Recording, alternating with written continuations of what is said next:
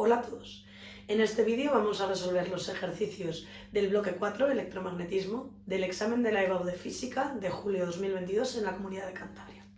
El primero de los ejercicios del bloque 4 era el ejercicio número 7 del examen, que dice: dos cargas eléctricas de 2 microcoulombios y menos 4 microcoulombios están situadas en el plano XY en los puntos 0, 5 y 0, 5. Calcular el potencial eléctrico debido a las cargas en el punto 5, 0 y calcular el trabajo realizado por el campo sobre una carga de 1 microcoulombio cuando la desplazamos desde el infinito hasta el punto 5, 0.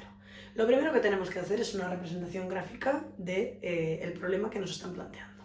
Como acabamos de decir, tenemos una carga de 2 microcoulombios en el punto 0, 5. Q1 igual a 2 microcoulombios.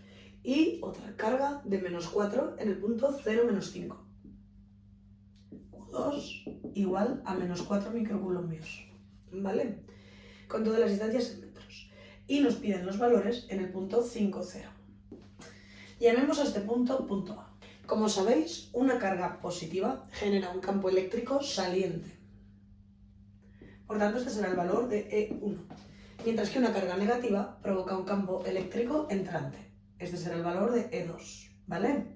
No sabemos todavía exactamente cuál va a ser la longitud de estas flechas, ¿vale? Pero bueno, aproximadamente nos quedará algo así.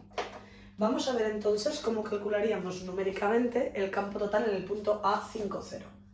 Como sabéis, el campo eléctrico total en el punto A va a ser la suma del campo que genere la carga 1 en el punto A más el campo que genere la carga 2 en el punto A. Esto es igual a K por Q1 entre la distancia entre 1A al cuadrado por un unitario en la dirección de 1A más K por Q2 entre la distancia entre 2 y A al cuadrado por un unitario en la dirección entre la carga 2 y A. Por tanto, necesitamos conocer el valor de esos vectores unitarios. ¿Cómo obtenemos un vector unitario en la dirección que hay entre la carga 1 y el punto A? Fijaros, yo aquí tengo 5 unidades y aquí también. Entonces, eso es un triángulo, rectángulo, isósceles, por tanto aquí tiene que haber 45 grados. Si ahí hay 45 grados, lo que tendremos que hacer es utilizar el seno y el coseno de 45 para sacar el vector director unitario, ¿vale?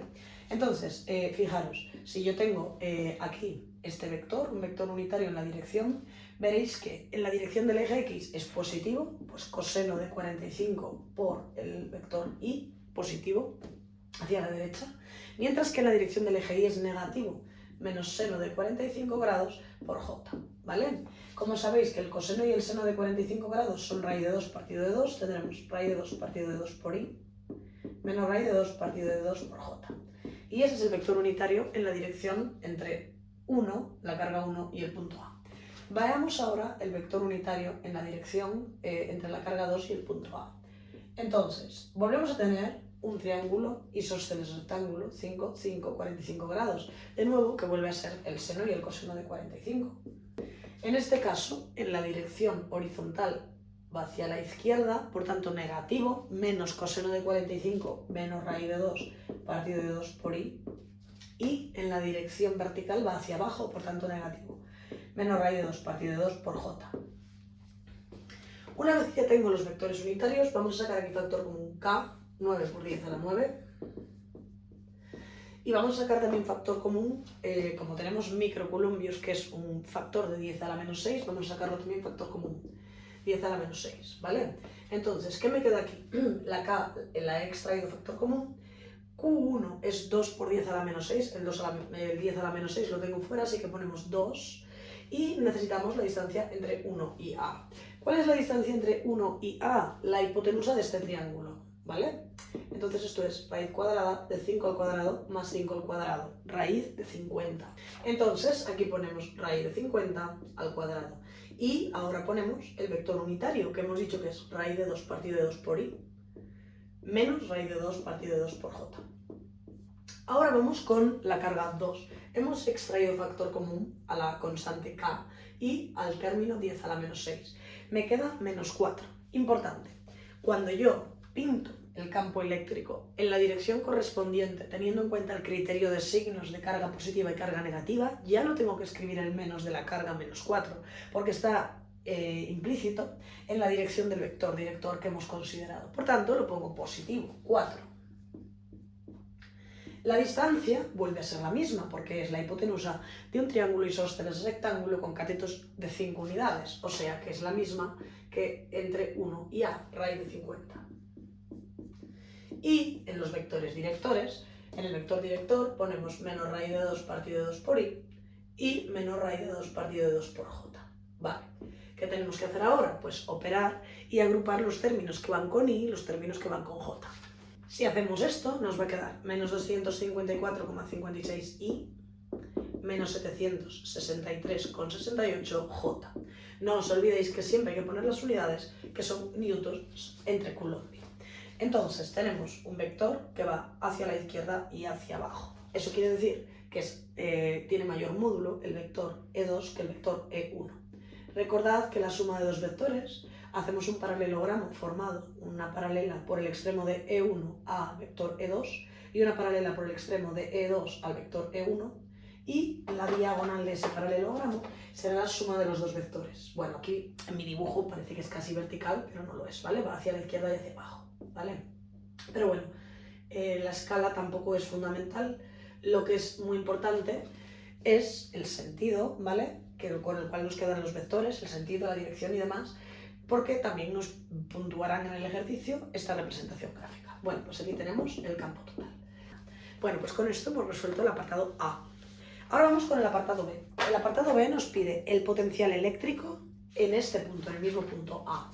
Como sabéis, el potencial eléctrico total en A será la suma del potencial eléctrico generado por la carga 1 en el punto A más el potencial eléctrico generado por la carga 2 en el punto A. El valor es K por Q1 entre la distancia entre 1 y A más K por Q2 dividido de la distancia entre 2 y A. Volvemos a extraer factor común la constante K, 9 por 10 a la 9, y el 10 a la menos 6 de las cargas. Para calcular el potencial eléctrico sí que debemos poner cada carga con su signo. La carga Q1 es de 2 microcoulombios, 2, la distancia raíz de 50, y la carga Q2, ahora sí ponemos el signo, es menos 4, porque ya extraje el 10 a la menos 6, entre raíz de 50. Esto nos da un potencial eléctrico de menos 2545,6 julios entre coulombio. Y con esto hemos resuelto el apartado B, que valía medio punto, 0,5 puntos. En el apartado C me piden el trabajo necesario para trasladar una carga desde el infinito hasta el punto A. Trabajo para trasladar una carga desde el infinito hasta el punto A. Como sabéis, la expresión del trabajo va a ser menos la carga por el potencial en el punto final menos el potencial en el punto inicial. Y como también sabéis, el potencial en el infinito es cero, el potencial eléctrico, porque en el denominador tendríamos un infinito, distancia infinita, dividiendo. Por tanto, una constante entre infinito nos da cero, así que este valor es cero. Por tanto, el trabajo que nos piden es menos la carga, que era de 1 microcoulombo, por tanto, menos 1 por 10 a la menos 6 coulombios, y el potencial en A es el que acabamos de obtener, menos 2545,6, ¿vale?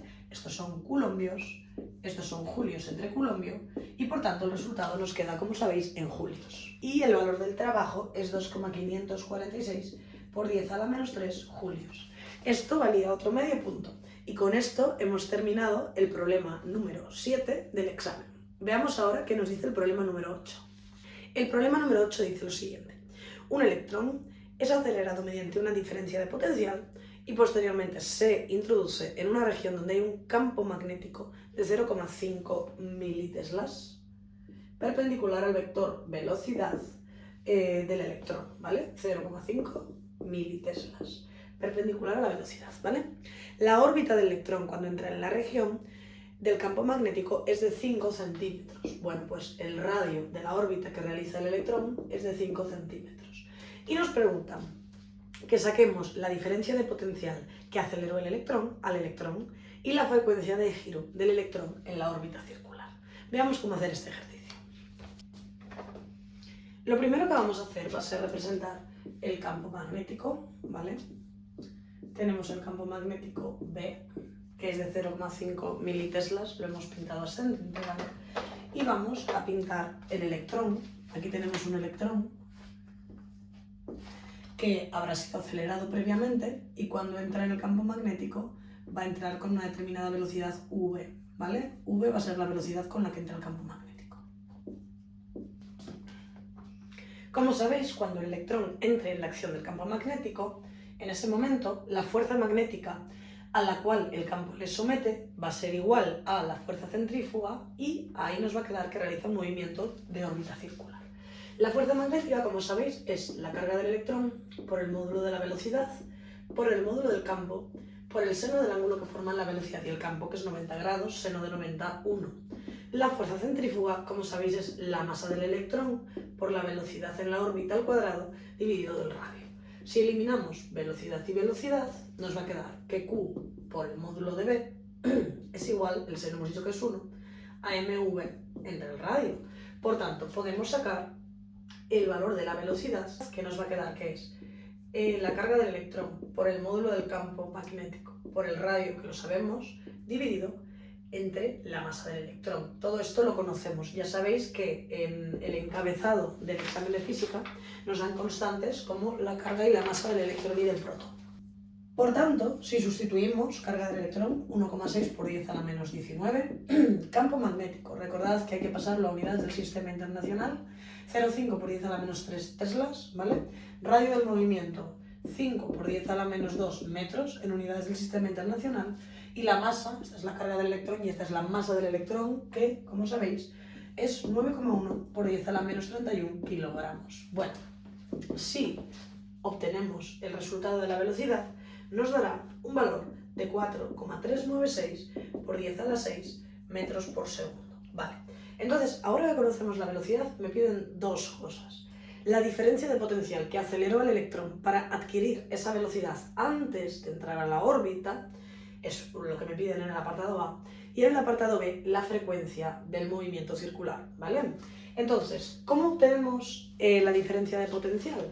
Bueno, pues tendremos que saber que la energía cinética que adquiere el electrón va a ser igual a menos Q por la diferencia de potencial a la que está sometido para ser acelerado. Esto es un medio de la masa del electrón por la velocidad al cuadrado, que es la que acabamos de obtener, va a ser igual a menos la carga del electrón por la diferencia de potencial que lo acelera. Si la incógnita es la diferencia de potencial, tendremos masa del electrón, que es, hemos dicho, 9,1 por 10 a la menos 31, por velocidad al cuadrado, que es 4,396 por 10 a la 6 al cuadrado, dividido de 2, y menos la carga del electrón, que vamos a poner 1,6 por 10 a la menos 19. Vale, una cosa que no os dije en el apartado anterior es que en este término de aquí ponemos Q en valor absoluto, ¿vale? Por eso puse la Q positiva, ¿vale? Y aquí el menos Q me compensa el signo para poner diferencia de potencial positiva. Bueno, pues si hacemos esto, llegaremos a una diferencia de potencial de 54,95 voltios. Bueno, pues esto de aquí es la respuesta al apartado A. Veamos ahora el apartado B. En el apartado B me piden la frecuencia del movimiento. Como sabéis, en un movimiento circular, la velocidad es el espacio recorrido, que va a ser la longitud de la circunferencia, dividido del periodo, que es el tiempo que tarda en recorrer en hacer una revolución completa. Vale, la inversa del periodo es la frecuencia, por tanto es lo mismo que 2πr, como la inversa del periodo es la frecuencia, por f. De modo que si lo que quiero es la f, tendré que dividir la velocidad entre 2 por pi por r. Si sustituimos, tenemos la velocidad que hemos calculado previamente, 4,396 por 10 a la 6 metros dividido de segundos, con 2pi por el radio, que es 5 por 10 a la menos 2 metros. Por tanto, nos va a quedar segundos a la menos 1, que es lo mismo que hercios, y la frecuencia del movimiento nos queda 1,399 por 10 a la 7 hercios. Bueno, y con esto ha quedado resuelto el ejercicio número 8 del examen, que en este caso era de campo magnético. Nos vemos en el siguiente vídeo resolviendo los ejercicios del bloque 5 del examen.